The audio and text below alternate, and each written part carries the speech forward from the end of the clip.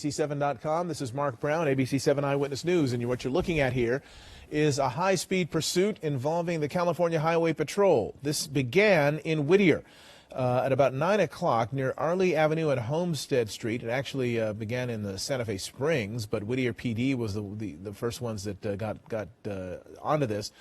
The report that the driver of this vehicle actually fired a shot, at least one, fired on an unoccupied vehicle. Whittier PD tried to stop him. The driver stopped several times but did not comply and then took off and now is on the freeways. Male driver believed to be armed, at least based on the initial reports after having allegedly fired into a vehicle. So he's now southeast, heading south on the 5 freeway. You're looking at our SkyMap 7 technology, which allows us to both track the direction, location, and speed of the vehicle that's being pursued. Not sure what type of vehicle it is. Looks to be a compact, looks to be fairly small. Being pursued by the Highway Patrol. Whittier PD had been the initial agency involved, but then the CHP took over once he got on the freeway and headed south. But you have seen speeds here in the triple digits, above 100 miles an hour. The traffic, as you could imagine at this time of night, is very light, and he continues now south into Irvine now on the 5 freeway. Again, this began in Santa Fe Springs with a report of a person in this vehicle firing a gun, firing a weapon into a vehicle, another vehicle, a vehicle that was apparently unoccupied. That was a report. Whittier PD was involved in this from the beginning and chased him on surface streets for a time, and then he got onto the 5 freeway, and that's what we're seeing now, 87 miles an hour. JT Alpa is in Air 7 HD, or not, is with us now on the phone and can tell us a little bit about what we're dealing with here. We got some high speeds and a suspect that may be armed. JT, what sort of tactics should the officers employ at this point? Well, always a dangerous situation, Mark, when the suspect is armed and reportedly did shoot at officers or in the area of officers. You can see speeds really reaching speeds up to 100 miles an hour, extremely fast here. Trying to figure out who the primary is on the pursuit. I don't know if you have that information or not. I believe the California Highway Patrol is. But you can see the speeds increasing where he was at 70s and 80s. Now he's pushing 100 miles an hour here southbound on the 5 as you get down into the Irvine area. Yeah, it appears now the CHP has taken over the pursuit. They are now the lead agency on this, and so they'll defer to their expertise. CHP has been known; they will do a pit maneuver if need be. Right, that's part of their array of tactics that they can use. Some police agencies we know don't, or they have certain parameters under which they will take place. Obviously, way too fast at this point for a pit maneuver. Plus, you don't want other traffic around. What sorts of other things are available to the Highway Patrol as we continue to watch this pursuit? What other things can they bring to bear? Well, the pursuit intervention techniques include what you mentioned, the pit maneuver, but as you also mentioned, the speeds here are way too fast for that. And depending if he slows down, gets into certain lanes, they may use that maneuver more than likely on side streets or surface streets. There could be an issue where they try to lay down spike strips. The devices that they actually slowly deflate the tire after they run out, hollow, sharp spikes that will deflate the tires. That we don't know if they'll use that here because he's changing lanes very quickly all over the freeway, so it'll be hard to get officers ahead of him to deploy that. So right now it is a wait-and-see game. They're keeping a little bit of distance on the suspect because of the reported nature that he has fired a weapon. We can see they're holding back quite a bit. Mm-hmm. But right now, suspect's kind of dictating what's happening here. Law enforcement staying patiently behind him and maybe trying to make contact with him if he is a named suspect and they know who he is. Right, and when you deal with somebody who has at least fired a weapon at least once, that does really change the dynamic. It changes the way that the officers will deal with him, and it really presents a danger to the public at large. If he gets in an accident and is not badly injured, he may take off. He may try to carjack somebody. He may run into a neighborhood and try to break into somebody's house. And with the concern that he might have a weapon, that really does amp up the level of tension that's involved in this pursuit. As we watch, he's now, I guess he's on the 405 now, or at the 405-5 split. Yeah, this is right around there in Irvine. Yeah, right around where the 405 and the 5 come together. And then it will continue southbound on, it'll be the 5 freeway as it continues south from there if he stays on there.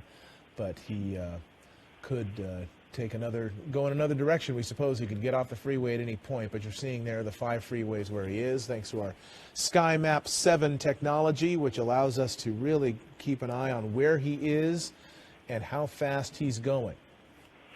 Yeah, the technology really helps in these types of pursuits and gives a good idea of this latest technology using the camera information and all the telemetry we can gather into the high-speed, high-powered computer onboard Air 7 HD to bring this to you.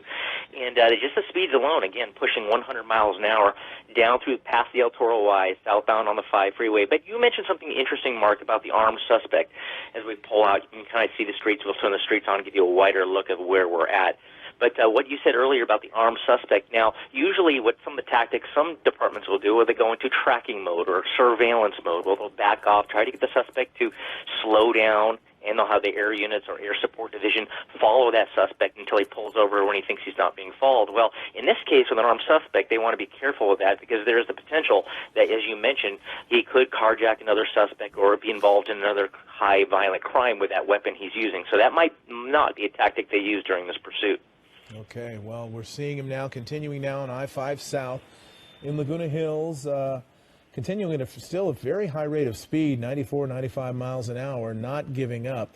We don't know what precipitated this at the beginning, why he might have been firing at that other vehicle, but and what was involved in that. If this is a gang situation, if this is some sort of a personal beef, if we just don't know. Could be road rage, all sorts of things enter into it. And now it looks like he's getting off. He's getting off the freeway here, off the I-5. This is, I believe, Alicia Parkway. Yes, getting off at Alicia Parkway. Look at the traffic at the bottom of the off-ramp here.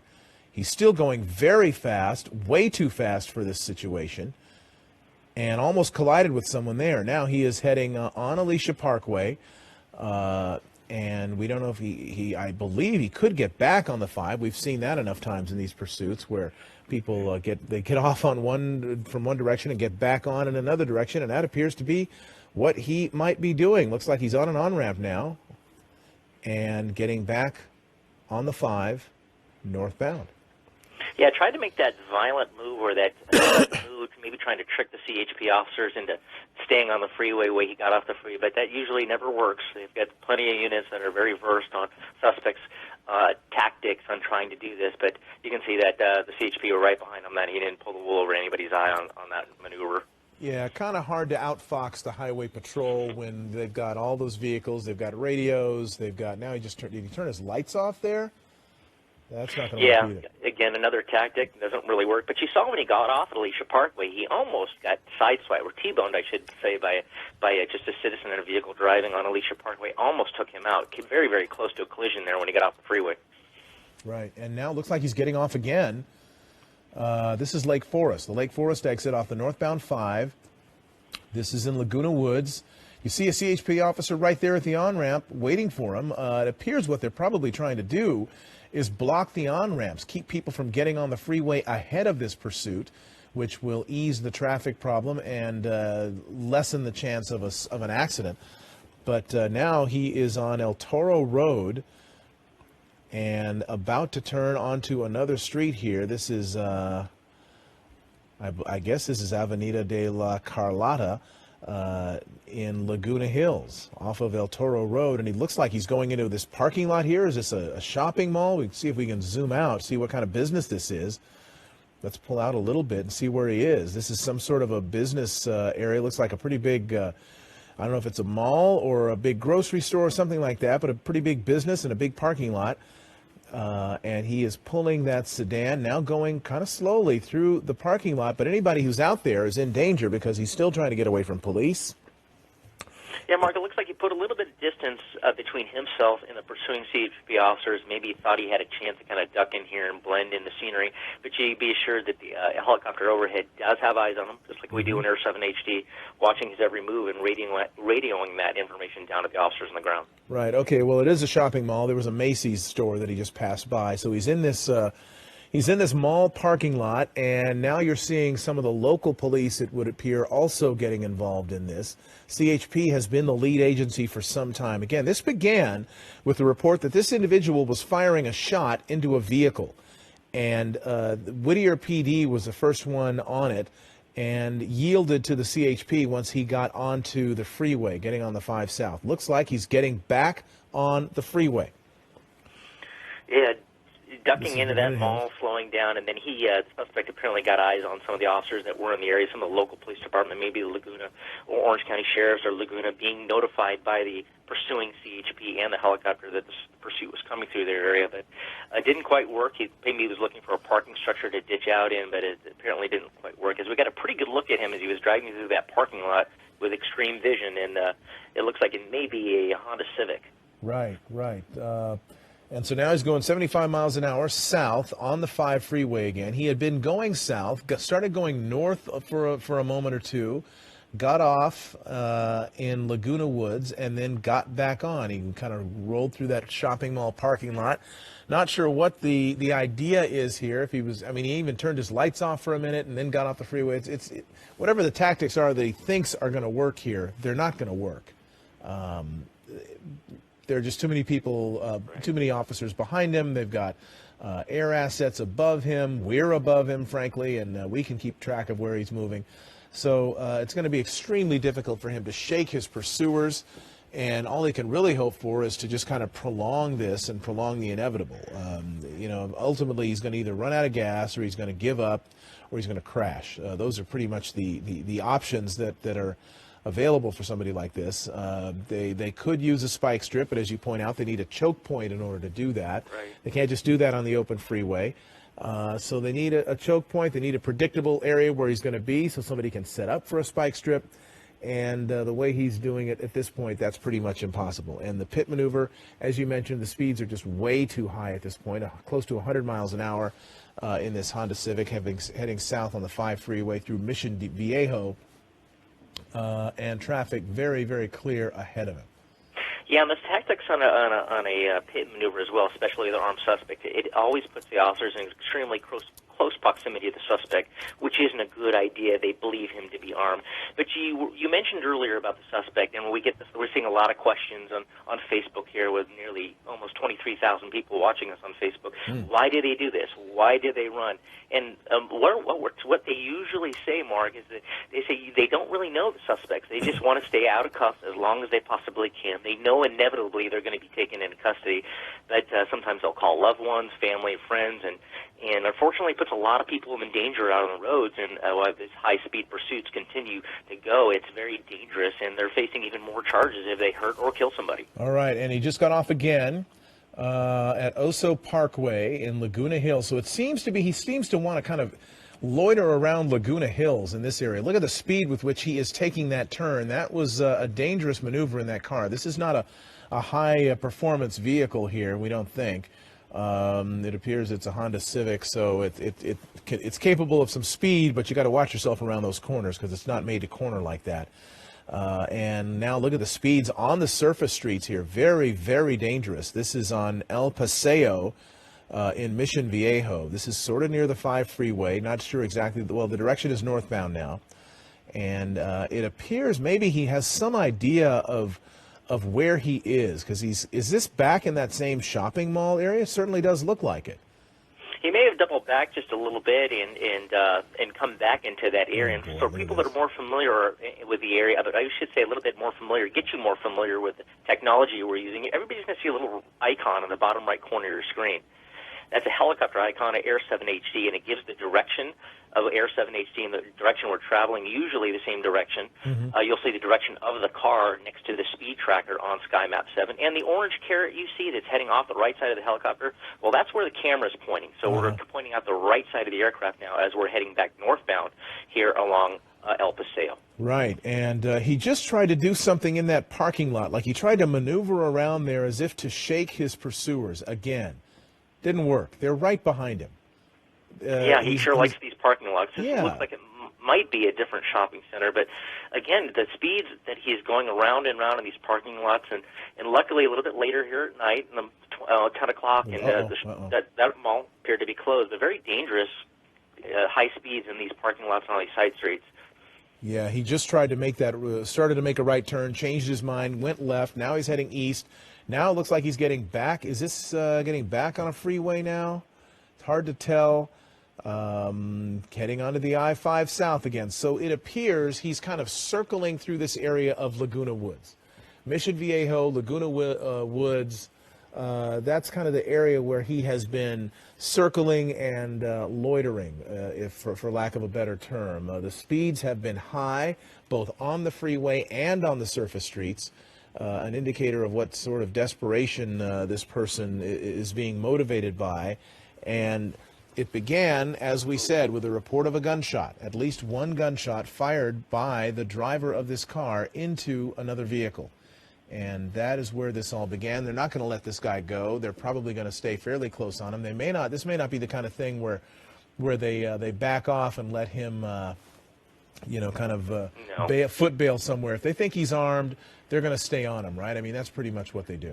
Yeah, absolutely. This usually wouldn't be a case if for a tracking. If this is a suspect known in a felony, and they had good information that he did fire shot and maybe had a person ADW, maybe attempt murder. It's uncertain at this time. We're trying to get some more information if anybody was hit in that shooting. But more than likely, they will not go into a tracking mode.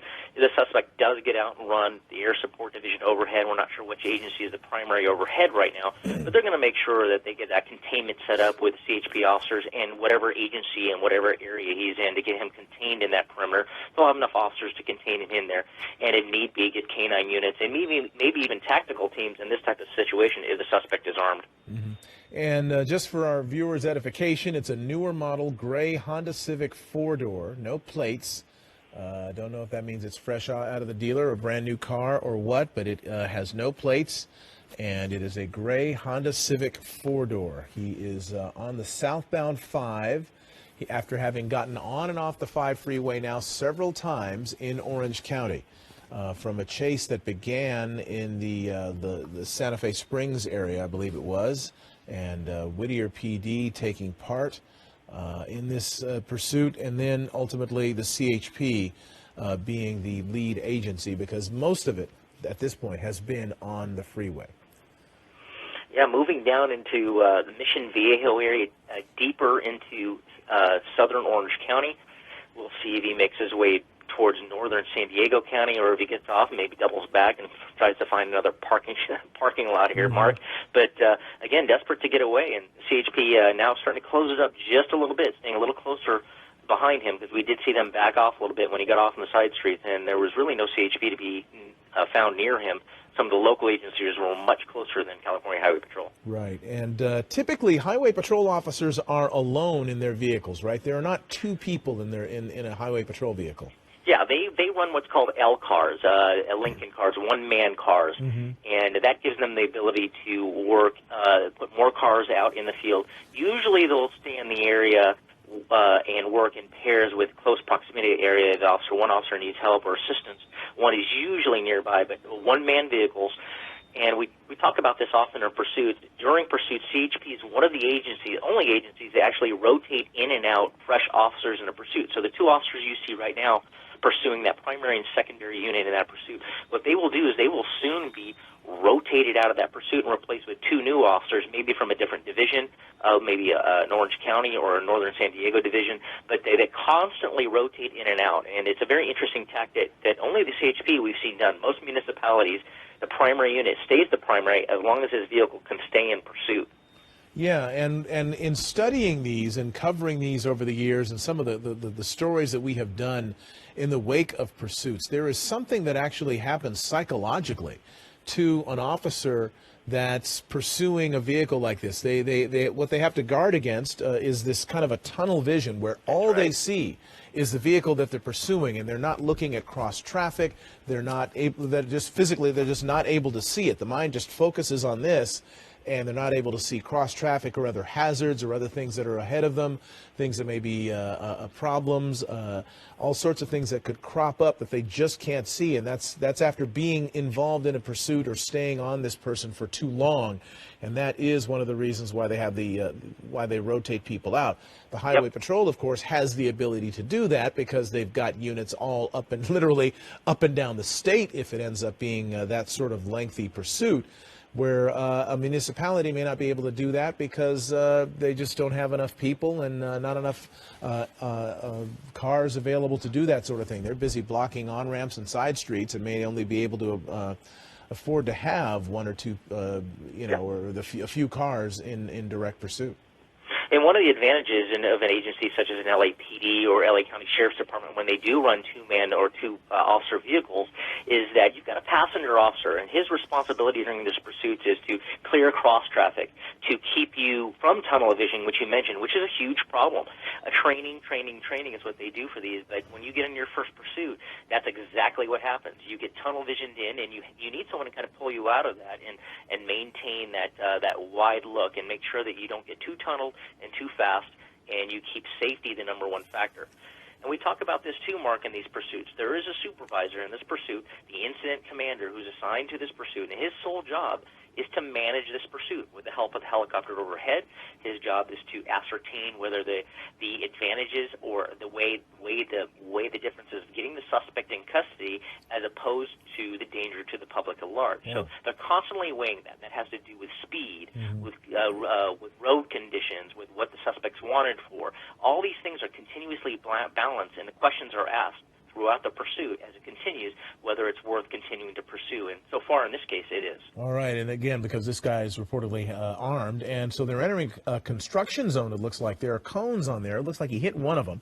This is Camino Las Ramblas exit of the I-5 South. He did not take it. He just hit a cone, which is probably, I believe, still being dragged under the vehicle. Southbound 5, passing Camino Las Ramblas, and continuing now through the San Juan Capistrano area. You're looking at a construction zone. You don't see any cars around him right now. I wonder if they've been able to block off the freeway traffic behind him. Of course, that's one of the tactics that will be employed to keep traffic away. They'll block on-ramps. They'll do a round robin to keep traffic stopped behind him so that there aren't a lot of cars beside him if and when he that he could collide with or something like that. So, and he just smacked into the center divider.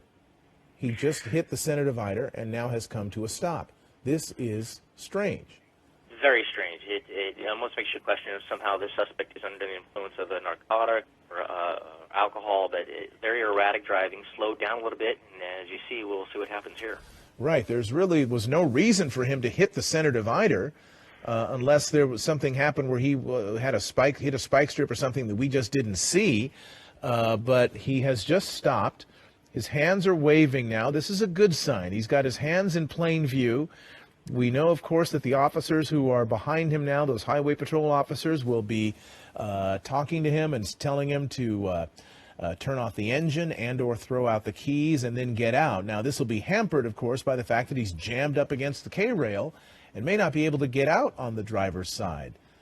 Yeah, so it didn't look like that hard of an impact. Just threw the keys look out. like something that would either deploy the airbags or injure the suspect. But, him waving his hands, that's, like you said, always a good sign. They are giving him commands. This is what they call a high-risk felony stop. Mm-hmm. They will have him exit that passenger side if they can. In fact, that would be the better idea so they can get good eyes on him. Right. And then ask him to comply with commands, and we'll see what he does here. And here he goes. Well, we do know that he just threw the keys out. And so the car's not going anywhere. Now he is out of the vehicle. There he is. You see him. They're going to have him pull up his shirt and show that he doesn't have anything in his waistband. Off comes the shirt. We hope that's it. And going to lay down on the ground. I shouldn't be being facetious here. This is pretty serious business. But it looks like it's coming to a peaceful ending. Arms and the hands in plain view, nothing in them. Now they will approach him.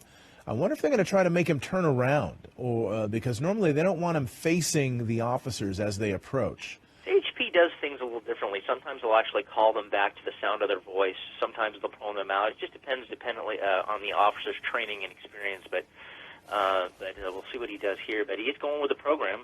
Mm-hmm. All right, and again, if we can put that SkyMap 7 icon up on the screen, tell us where we are. We know it's the southbound 5, just at Camino de Estrella. It is in near Dana Point. It's pretty far south down there in Orange County. very close to Capistrano Beach, right where Right. the 5 freeway actually turns from the south and then back more towards the southeast, where it parallels Pacific Coast Highway as it starts going down towards San Diego, right where it comes into that area closest to the beach. Okay, well, so far so good. Nobody's hurt that we know of, and that will hopefully be maintained here. But you notice the caution with which they are approaching him, or rather not approaching him as yet. He's been prone down on the ground now for a good couple of minutes, and nobody has made a move toward him yet. It looks like they're about Always to. the possibility, Mark, as we well know in these situations, they want to make sure that there is no one else in that car. Inside the car, maybe another suspect that they didn't know about. Usually in drive-by shootings, it's not untypical for there to be more than one suspect in a car, so they want to make sure that the suspect has no ability to get to a weapon, or there is another suspect in that car with a weapon. And now they are doing the thing that the CHP is known for, where they are having him back up and walk backwards to the sound of their voice. They're having him stop there. It looks like he's complying, which is very good. It's a good sign for everybody involved that everybody's going to get out of this without getting hurt. There is a canine unit very close by. We don't know if they're going to use that, but they are now taking him into custody. Well, you can be assured that that suspect doesn't comply or does something that he's other than what he's being told to do. They will release that suspect, especially for a felony suspect like this. They'll release the dog on him. Well, That's right. looks like they're not going to have to do it. They've got him handcuffed. They haven't patted him down yet. And you see, look at they've got AR-15s, it would appear. We do know that CHP carries those as part of their normal armament in those vehicles. So they have rifles now that are pointed at that car, that gray Honda Civic sedan, with the idea that in case there is someone else in there, because they do know that shots were fired from there, and as you said, if it's a gang sort of situation, there could be a passenger, there could be somebody in there that was involved in the actual shooting, and they want to make sure that that person is dealt with the appropriate safety. So you see these rifles being brought to bear, along with a canine unit that is with these officers, as they approach the vehicle, and they're going to make sure that it's clear. You see one officer there, the canine handler, with her hand, appears to be a female, hand on the shoulder, on the left shoulder of one of the officers there, just kind of letting them know where they are at all times. And Tactical team going up as a team and working and clearing the car. And canine close behind it. They see any indication that there may be someone in there, they may back off and actually have the canine clear the car. Air Support Division overhead using their night sun and their maybe FLIR or even binoculars to try to look through that windshield at low altitude to see if they can't see anybody in that car as well. Got to check the trunk, too. That's part of it. They're going to pop the trunk if they can, is my guess. They've already, looks like they've cleared the inside of the car. Their posture certainly has changed from one of readiness to fire to one of just normal, a little bit more less caution. But they do still have to look in that trunk. Yeah, what they'll do is they will get an officer. As soon as they clear the inside of the car, they'll get an officer to release the interior release of that trunk or use the keys to open it. And one officer will open it. Usually the officers with the rifles or the guns will hold off and cover the trunk while it pops open. And so that's what we're looking at now. They haven't popped it yet, but somebody's going to do that pretty soon. The suspect, as we saw, was taken into custody. There was one individual in the car. And again, for those of you just clicking on, not tuning in, but clicking on the internet, this began with a report of shots fired in Santa Fe Springs at the intersection of Arley Avenue and Homestead Street, that a driver had fired upon an unoccupied vehicle. It came to the attention of the Whittier Police Department. They responded and tried to stop him, and he would not stop. He got on the